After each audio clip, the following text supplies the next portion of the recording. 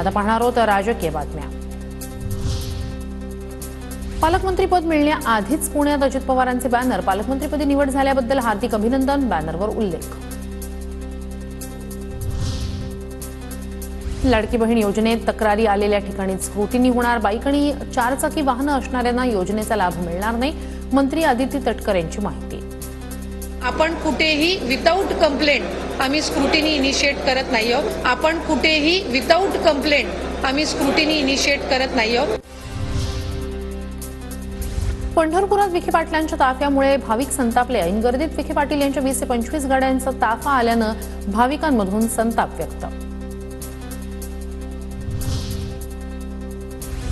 दोन्ही पवारांना एकत्र आणण्यासाठी आशाताईंकडे तोडगा असेल तर सांगावा, राऊतांचं वक्तव्य। अटक आणि कारवाईला घाबरून ही लोक तिकडे गेल्याची टीका। त्याच्यावरती जर काही आमच्या मातोश्री आशाताई पवार यांच्याकडे जर तोडगा असेल त्याने सांगावा की पोरं बाळ घाबरून जात आहेत, अटकेच्या भीतीनं जात आहेत, कारवाईच्या भीतीनं जात आहेत, बाकी काही नाही, विचार काही नाही याच्यामध्ये।